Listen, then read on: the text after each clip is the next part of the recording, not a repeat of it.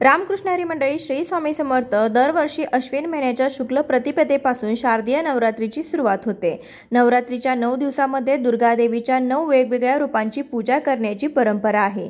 नवरात्रीमध्ये देवीची सेवा केल्याने ती प्रसन्न होते आणि भक्तांवर आशीर्वादाचा वर्षाव करते। यंदा नवरात्रीची सुरुवात ही 3 ऑक्टोबर पासून होणार आहे।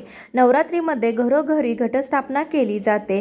तर नवरात्रीच्या पहिल्या दिवशी आपण देवांची पूजा कशी करावी किंवा नवरात्रीच्या पहिल्या दिवशी आपण कोणती कामे करावी जेणेकरून कुलदेवतेचा आपल्या घरावरती अखंड आशीर्वाद राहील आणि ज्या घरावरती कुलदेवतेचा आशीर्वाद असतो अशा घरामध्ये सुख, शांती, समाधान, ऐश्वर्य असं काहीच कमी पडत नाही। त्यासाठी कुलदेवतेचा आशीर्वाद आपल्या घरावरती असायलाच हवा, कारण की आपल्या कुळाचं रक्षण हे आपली कुलदेवी करत असते। त्यासाठी नवरात्रीच्या पहिल्या दिवशी ही काही कामे आपल्याला आवर्जून करायची आहे।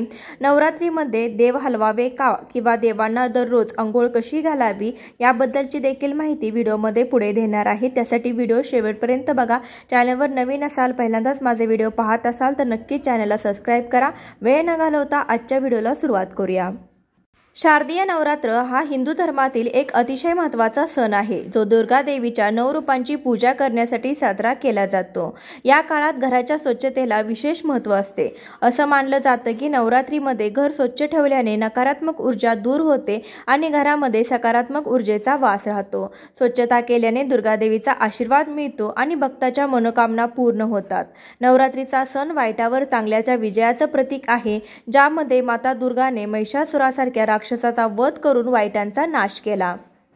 नवरात्रीच्या पहिल्या दिवशी घरोघरी घटस्थापना केली जाते। तर तुमच्या घरामध्ये घटस्थापना केली नाही तरी देखील चालेल, परंतु नवरात्रीच्या पहिल्या दिवशी देवीच्या स्वागतासाठी आपल्याला उंबरट्यावरती हळदीचं लेपन करायचं आहे। उंबरटा जिथूनच आपल्या घरामध्ये चांगलं आणि वाईट हे प्रवेश करत असतं। आपला मुख्य दरवाजा, आपला उंबरटा जर स्वच्छ आणि सुशोभित असेल तर अशा घरामध्ये देवीचं नक्कीच आगमन होईल। देवीच्या स्वागतासाठी उंबरट्यावरती हळदीचं लेपन करावं। हळद ही नकारात्मकता नष्ट करते, घरामध्ये वाईट शक्तीचा प्रवेश होऊन देत नाही।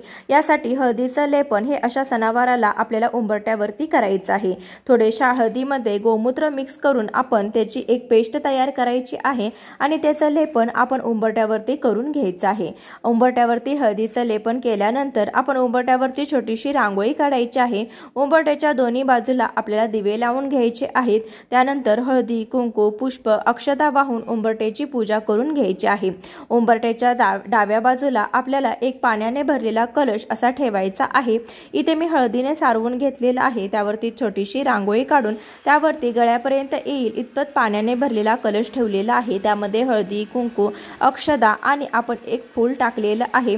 फुलामध्ये शक्यतो लाल फुलांचा वापर करावा, कारण की लाल फूल हे मातेला अत्यंत प्रिय आहे। त्यासाठी लाल रंगाचा जास्तीत जास्त वापर करावा। असा हा एक कलश आपण दारामध्ये ठेवल्याने घरामध्ये नकारात्मकता प्रवेश करत नाही आणि देवीच्या स्वागतासाठी असा हा आपल्याला अक्षय कलश आपल्या दाराबाहेर ठेवायचा असतो। यानंतर आपण आपलं मुख्य प्रवेशद्वार देखील स्वच्छ पुसून घ्यायचं आहे। ज्या घराचं मुख्य प्रवेशद्वार हे सुंदर आणि सुशोभित असेल अशा घरामध्ये देवी आकर्षित होते। नवरात्रीमध्ये देवी आपल्या घरामध्ये सूक्ष्म स्वरूपामध्ये वास करत असते। घटस्थापनेच्या दिवशी नवरात्रीची सुरुवात होते। त्यासाठी आपल्याला या दिवशी अशी काही कामे करायची आहेत जेणेकरून माता लक्ष्मी आपल्या घराकडे आकर्षित होईल।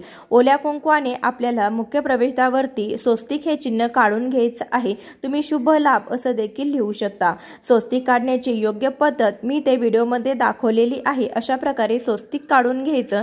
शेजारी 2 दांड्या देखील काढायच्या, मध्यभागी 4 बिंदू देखील द्यायला विसरायचं नाही। स्वस्तिक या चिन्हामध्ये सर्व देवी देवतांचा वास असतो। जेव्हा आपण ओल्या कुंकवाने स्वस्तिक हे चिन्ह काढतो तेव्हा आपल्यावरती माता लक्ष्मीचा अखंड वास राहतो आणि माता लक्ष्मी घराकडे आकर्षित केली जाते।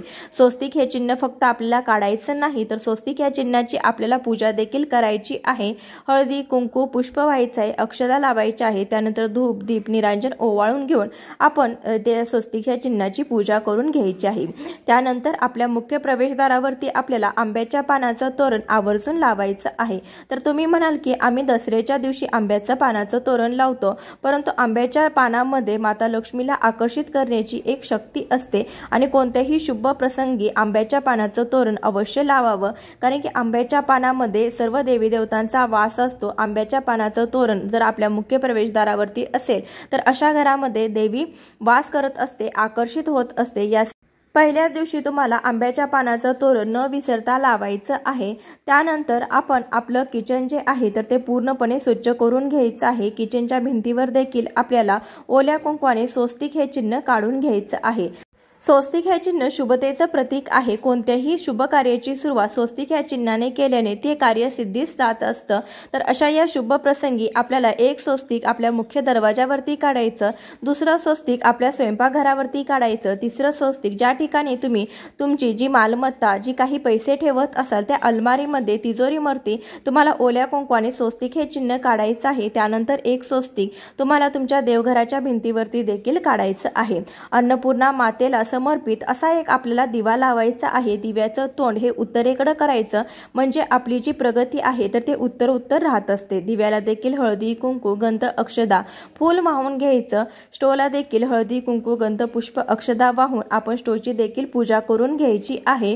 ज्या घरामध्ये अन्नपूर्णा मातेचा वास असतो अशा घरामध्ये अन्नधान्याची कमतरता कधीही भासत नाही आणि प्रत्येक महिलेच्या डोक्यावरती अन्नपूर्णा मातेचा आशीर्वाद असायलाच हवा। अन्नपूर्णा माता ही देखील दुर्गा देवीचंच एक रूप आहे। त्यासाठी या दिवशी आपल्याला आवर्जून आपल्या अन्नपूर्णा मातेची पूजा करायची आहे। तर बघा, नवरात्रीमध्ये बऱ्याच जणांच्या घरामध्ये घटस्थापना केली जाते, काहींच्या घरामध्ये घटस्थापना केली देखील जात नाही। घटस्थापना करा किंवा नाही तरी देखील आपल्याला नवरात्रीच्या पहिल्या दिवशी आपले जे देव आहे तर त्या सर्व देवी देवतांना आपल्याला पंचामृताने स्नान घालायचं आहे। पंचामृताने स्नान घालून विड्याच्या पानावरती हे देव स्थापित केले जातात।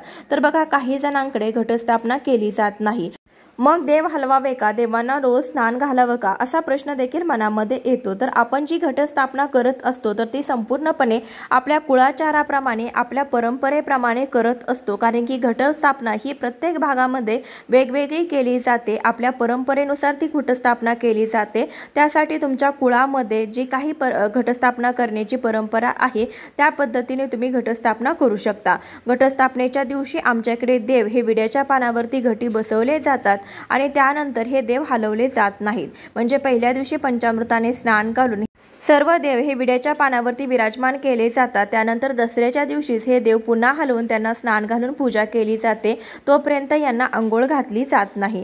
काही जणांकडे फक्त देवीचे टाक किंवा जे कुलदेवतेचे टाक असतात तर त्यांना फक्त स्नान घालून घटी बसवले जाते आणि उरलेल्या देवांना रोज स्नान घातलं जातं। तर तुमच्याकडे जशी पद्धत असेल तर तसं तुम्ही करू शकता। आमच्याकडे मात्र सर्वच देव विड्याच्या पानावरती ठेवले जातात आणि 9 दिवस हे देव हलवले जात नाहीत, कारण की असं म्हटलं जातं की या दिवसामध्ये देव जे आहे तर ते घटी बसतात। दररोज फक्त आपल्याला देवांना हळदी कुंकू व्हायचं आहे, नैवेद्य दाखवायचं आहे, फुलांची माळ घालायची आहे, धूप दीप दाखवायचं आहे, अशी आपल्याला पंचोपचारे रोज पूजा करायची आहे। परंतु देवांना स्नान हे आपल्याला परत घालायचं नाही। आमच्याकडे सांगायचं झालं तर सासू सासऱ्याने घरामध्ये जर घट बसवला असेल आणि जर लेक सून जर बाहेर गावी राहत असतील व्यवसायानिमित्त कामानिमित्त तर त्यांच्या घरी देखील पहिल्या दिवशी देव बसवले जातात आणि त्यानंतर 9 दिवस हे देव हलवले जात नाही, घटस्थापना करत नाहीत। फक्त कुळामध्ये फक्त एकाच घरामध्ये घटस्थापना केली जाते, म्हणजे जेथे घरातील कुलस्त्री असते तर अशा ठिकाणी, म्हणजे जिथे सासू सासरे असतील अशा ठिकाणी घटस्थापना करायची आहे। आणि मुलगा सून बाहेर राहत असतील तर त्यांनी तिथे घटस्थापना करू नये, फक्त देव घटी बसवावेत आणि 9 दिवस त्यांना आंघोळ घातली जात नाही, फक्त देवांची रोजची पंचोपचारे पूजा केली जाते। तर आमच्याकडे अशी पद्धत आहे, तुमच्याकडे जशी पद्धत आहे त्या पद्धतीने तुम्ही करू शकता। तुम्ही घटस्थापना जरी केलेली नसेल तरी देखील पहिल्या दिवशी तुम्हाला कलश स्थापना ही आवर्जून करायची आहे। घरामध्ये कलश हा असायलाच हवा। हिंदू धर्मामध्ये कलश हे मातृशक्ती, त्रिमूर्ती आणि त्रिगुण शक्तीचं प्रतीक मानलं जातं, ज्यामध्ये ब्रह्मा विष्णू आणि महेश यांना सोडून इतर सर्व देवी देवतांचा वास असतो। नवरात्रीच्या काळात कलशाची प्रतिष्ठापना करण्याची प्रथा ही पूर्वीपासून आहे। तुमच्याजवळ कलश असेल तर तुम्ही तो कलश स्वच्छ धुवून पुन्हा एकदा स्थापित करू शकता, किंवा तुमच्याकडे जर कलश नसेल तर या दिवसामध्ये कलश स्थापना ही आवर्जून करा। कलशाची स्थापना करताना सर्व देवी देवतांना आवाहन करून पूजेच्या ठिकाणी ठेवलं जातं। त्यानंतर दुर्गा देवीच्या मूर्तीची प्रतिष्ठापना केली जाते। कलश हे तीर्थक्षेत्राचं प्रतीक मानण्यात आलं आहे। कलशाच्या मुखामध्ये विष्णू, गळ्यात शिव आणि मुळामध्ये ब्रह्मदेवाचा वास असतो। तसेच यात असणारे पाणी हे शुद्ध, शीतल आणि स्वच्छतेचं प्रतीक मानण्यात आलं आहे। कोणतंही देवघर असो ते कलश स्थापनेशिवाय पूर्ण होत नाही। त्यासाठी तुमच्या घरामध्ये कलश हा असायलाच हवा। कलश असल्यामुळे आपल्या घरामध्ये जी काही नकारात्मकता असते तर ती नकारात्मकता या कलशामध्ये शोषली जाते आणि घरामध्ये सकारात्मक वातावरण राहतं। त्यासाठी कलश हा असायलाच हवा। कलश हा तुम्ही देवी देवतांच्या समोर आपल्या देवघरासमोर कुलदेवतेच्या उजव्या साईडला बसवू शकता। कलश हा कसा करायचा तर कलश हा तुम्हाला तांदळावरती ठेवायचा आहे, जमिनीवरती कलश ठेवू नका। तुमच्या जर देवघरामध्ये पुरेशी जागा नसेल तर समोर तुम्ही छोटासा चौरंग घेऊन त्यावरती देखील कलश स्थापन करू शकता। कलश स्थापनेसाठी आपल्याला एखाद्या प्लेटमध्ये तांदूळ घ्यायचे आहेत, तुम्ही गहू देखील घेऊ शकता, परंतु तांदूळ हे जास्त शुभ मानले जातात। त्यावरती हळदी कुंकवाने स्वस्तिक हे चिन्ह काढायचं किंवा अष्टदल कमल काढू शकता। त्यानंतर गळ्याला येईल इतपत पाण्याने भरलेला कलश घ्यायचा, त्यावरती ओल्या कुंकवाने स्वस्तिक हे चिन्ह काढून घ्यायचं। 5 हळदी कुंकवाची बोटे उठवून घ्यायची, कळशाच्या गळाला लाल धागा गुंडाळून घ्यायचा आहे। त्यानंतर कलशामध्ये आपल्याला हळदी कुंकू अक्षदा, त्यानंतर 1 सुपारी, 1 रुपयाचं नाणं, फूल टाकायचं आहे। 5 आंब्याची किंवा विड्याची पाने ठेवायची, त्यावरती श्रीफळ ठेवायचं आहे। नारळाला देखील हळदी कुंकू व्हायचं आहे। तुम्ही या दिवशी कलशाला वेणी देखील घालू शकता। आपल्या कुलदेवतेचं प्रतीक म्हणून देवघरामध्ये आपण कलश स्थापन करायचा आहे। घरामध्ये घटस्थापना केली असेल किंवा नसेल तरी देखील तुम्ही घरामध्ये अखंड दिवा लावू शकता। मनामध्ये कोणती तरी इच्छा धरून ही इच्छा पूर्ण होण्यासाठी आपण 9 दिवस देवीच्या समोर अखंड दिवा लावायचा आहे।